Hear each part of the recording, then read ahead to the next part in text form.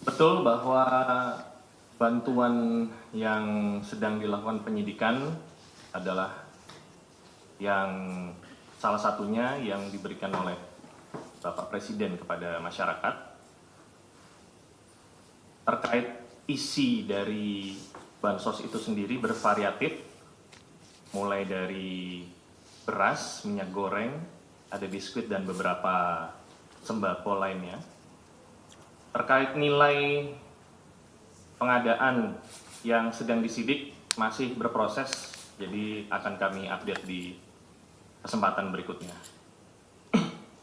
Tentunya kami menyampaikan bahwa perbuatan para tersangka untuk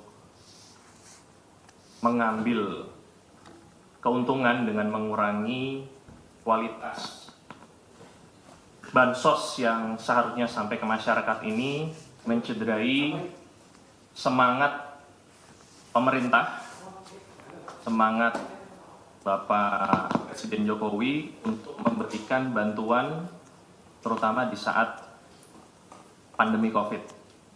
Jadi KPK sangat memperhatikan tindakan yang dilakukan oleh para tersangka dan berkomitmen untuk menyelesaikan perkara ini sampai dengan tuntas.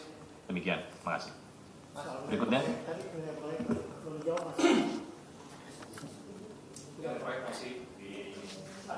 Nah, kalau perusahaan yang terlibat dalam pengadaan bansos presiden itu nyampe berapa itu satu, kedua ini kan di programnya Kemensos gitu ya Mas.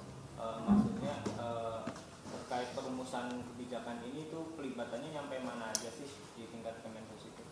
Ya, karena ini masih proses penyidikan dan rekan-rekan penyidik masih melakukan tindakan penyidikan baik pemeriksaan saksi, penyitaan alat bukti dan sebagainya, kami masih belum bisa merilis update. Tentunya dalam waktu dekat kita akan sampaikan rilis yang bisa digunakan oleh teman-teman untuk dinaikkan menjadi berita. Demikian. Mas, ini kan kalau berdasarkan fakta sidang tanggal 13 Juni 2022 dan terkait juga dengan BAP nomor 15 itu kan diakui bahwa IW ini memungut keuntungan 28.000 sampai 30.000 per paket. Dalam konteks pengadaan paket yang keseluruhan totalnya hampir 5 juta paket. Artinya bahwa dalam konteks penyidikan kali ini lebih kepada bagaimana mengambil kembali kerugian negara dari konteks pemotongan atau keuntungan yang diterima oleh IW atau seperti itu. Ya, tentunya pihak-pihak yang diduga menikmati keuntungan yang tidak sah akan kita mintai pertanggungjawaban, baik itu yang saat ini sedang ditersangkakan maupun pihak-pihak lain yang mungkin pada saat proses penyidikannya ditemukan alat bukti. Jadi kita tunggu sama-sama. Mas mau konfirmasi apa betul kuasa pengguna anggaran dalam pengadaan APD COVID itu ada di BNPB dan pengadaan itu menggunakan uang siap pakai BNPB. Ya, informasi tersebut nanti akan kami konfirmasi lagi dengan Satgas yang menangani, akan kita update nanti. Terkait banding, saat ini Jaksa Penuntut Umum KPK sudah memutuskan untuk mengajukan banding,